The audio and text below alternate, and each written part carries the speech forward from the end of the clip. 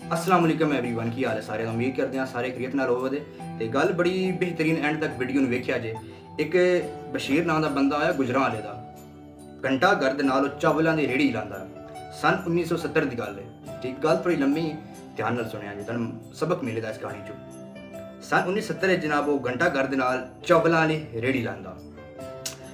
ਵਕਤ ਗੁਜ਼ਰਦਾ ਗਿਆ ਤੇ ਸ਼ਾਦੀ ਹੋ ਗਈ ਹੁੰਦੀ ਅੱਲਾ ਨੇ ਉਹਨੂੰ ਦੋ ਦੀਆਂ ਦੇ ਛੜੀਆਂ ਕੁਝ ਅਰਸੇ ਬਾਅਦ ਦੋ ਦੀਆਂ ਜਿਸ ਟਾਈਮ ਦੇ ਛੜੀਆਂ ਦਨ ਪਤਾ ਹੈ ਧੀਆਂ ਜਵਾਨ ਹੋਣ ਲੱਗੀਆਂ ਢੇਰ ਵੀ ਨਹੀਂ ਲਾਉਂਦੀਆਂ ਦਸਤੀ ਜਵਾਨ ਹੋ ਜਾਂਦੀਆਂ ਧੀਆਂ ਜਵਾਨ ਹੋ ਗਈਆਂ ਹੁੰਦੀਆਂ ਸੰਨ 2008 ਹੋ ਗਿਆ ਜਿਸ ਟਾਈਮ ਧੀਆਂ ਜਵਾਨ ਹੋ ਗਈਆਂ ਬੜਾ ਪਰੇਸ਼ਾਨ ਦੇ ਰਾਤੀ ਰਵੇ ਕਿ ਯਾਰ ਮੈਂ ਧੀਆਂ ਦਾ ਫਰਜ਼ ਅਦਾ ਕਿਵੇਂ ਕਰਨਾ ਇਹ ਕਿਵੇਂ ਕੰਮ ਹੋਵੇਗਾ ਇੱਕ ਤੇ ਅੱਲਾ ਨੇ ਗੈਬੀ ਮਦਦ ਕੀਤੀ ਉੱਥੋਂ ਦੀ ਉਹਦੇ ਮੁਹੱਲੇ ਦਾ ਮੁਗਲ ਨਾਂ ਦਾ ਬੰਦਾ ਤਾਂ ਬਾਬਾ ਕਾਰੋਬਾਰੀ ਬੰਦਾ ਦੋ ਉਹਦੇ ਪੁੱਤਰ ਹੈ एक कपड़े का कारोबार करता तो बड़ा ठीक ठाक कमाई करता पैसे पैसे टके वाला वो उनके कोल आ गया तो उन्होंने आंदे बशीर साहब कि मैं अपने पुत्रों वास्ते तुहाडी धीआं दा रिश्ता मंगना तुसीं अपने धीआं दा रिश्ता दे दिओ दोवां पुत्रों वास्ते वो बड़ा एक बारी हैरान परेशान हो गया कि तुसीं ये की हो रहा साडे नाल कि मतलब ये मैं कित्थे ते कित्थे मैं तो सफेद पोश हाँ मेरे को तो शाही को नहीं ते खैरी मेरी वसदे नहीं ये किवें जोड़ बनेगा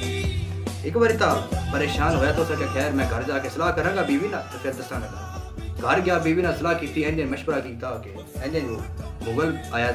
तो पुत्रां दा रिश्ता आंदा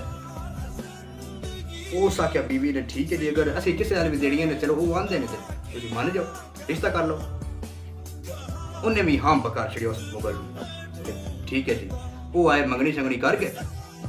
कोई डंग लगे कोई अरसा लगा साल कोई वो जिद ते आ गए कि हुण शादी करिए टाइम बतेरा हो गया ते शादी करो सन टाइम दो तरीक दो असी बरात लैके आवीए उन्हें बरात तरीक दे छड़ी जनाब बरात दी कि तुसीं फलानी डेट ते आ जावे एक हफ्ता रह गया बरात विच ते शायद उनदे कोल कख भी नहीं उस बशीर को बड़ा परेशान कि शादी भी नेड़े सिर ते आ गई ते काम किवें होना परेशान बड़ा देर राती होवेगी एक ना मगरिब दा टाइम ते सेन दे विच बैठा शाम दा टाइम ते बूहे ते दसदा कोई बाहर बूहा खड़किया होंदा बाहर गया तो वेंदा है एक नौजवान लड़का खलोता है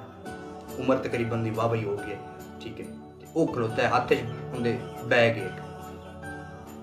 उन्होंने आंदा कि तुसी बशीर साहब जेड़े घंटा घर दे नाल चावलां दी रेड़ी लांदे ने उन्होंने बिल्कुल मैं जी बशीर ही हाँ जेड़ा चावलां दी रेड़ी लांदा आंदा ठीक है जी आंदे ने तुहाडे नाल कोई चार गल्लां करनियां बैठ के कर सकन उन्होंने कहा आज सौ बिस्मिल्लाह ला गयो सेंध विच जाके बैठ दोवें उत्थे जाके बैठे ने तो आंदे अगू नौजवान उस बशीर नूं कि बशीर साहब तुसीं ये दसो काम की करते हो ऐसा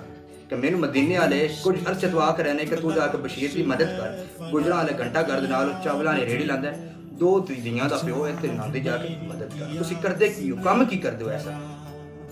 वो आंदे उदू जनाब ढाई मार के रोण लग पे जेल्लै ढाई मार के रोण लग पे वो चुप करान बशीर साहब चुप ना करे वो नौजवान आंदा है तुसीं दसो अगू रो रो के आंदा है कि मैं होर तो कुछ ना करता सिर्फ नबी पाक से दरूद शरीफ पढ़ना और ऐसा मैं कोई कारनामा अंजाम देंदा ना ही कोई करना मैं ठीक है वो एक बार तो हैरान रह गया वो आंदा है कि ए मदीना शरीफ वालों हजूर पाक आलो ए तुहानू तोहफा आया उन्हें मैंने भेजा ए तुसीं रखो तो मैनू इजाजत दिओ वो बरीक उन्हें ले लिया उस बशीर साहब ने वो हट के टुर गया वो नौजवान बाद जाके वेंदा है कि वो बशीर बैग खोल के ते विच जनाब पैसे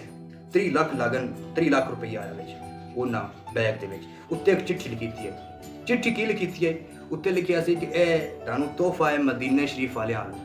ते उन्हां पैसे भेजे ने कि तुसीं अपने धीआं दा फर्ज अदा करो अपना कारोबार शुरू करो वो बड़ा उधर रोवे भी ते बड़ा खुश भी उस बशीर ने बड़े खुशी खुशी अपने धीआं दा फर्ज अदा किया शादी की बड़ी धूमधाम नाल हट के उस उमरा किया हज की बड़े चाई नाल बड़ा खुशी नाल बरकत ही बड़ी वो सन 2008-9 में 3 लाख भी ढेर सारा पैसा होंदा ठीक है गल सारी सुनाने का मकसद है इस टाइम वो बंदा ठीक ठाक रुपये कमा रहा है कारोबारी बंदा है हुण सन 2024 भी मतलब इन्ना अरसा गुजर गया हुण हो वडेरा गया लेकिन वो कमाई ठीक ठाक कर रहा है सारी गल सुनाने का मकसद जनाब है तुहानू कि अल्लाह ते भरोसा रखिए तो अल्लाह गैबी मदद भी कर सकता है जिवें इस बशीर की रब ने मदद की है रब ते भरोसा होना चाहिए नबी पाक ते दूध पढ़ना चाहिए देर राती उनके ते भरोसा रखना चाहिए ठीक है ये गल पसंद आई हो तो लाइक शेयर जरूर करें ये गल बिल्कुल हकीकत ते जेन्युइन है जी स्टोरी सुनाई है ਤੇ ਬਾਕੀ ਵੀਡੀਓ ਪਸੰਦ ਆਈ ਹੋਵੇ ਤਾਂ ਲਾਈਕ ਸ਼ੇਅਰ ਜ਼ਰੂਰ ਕਰਿਓ।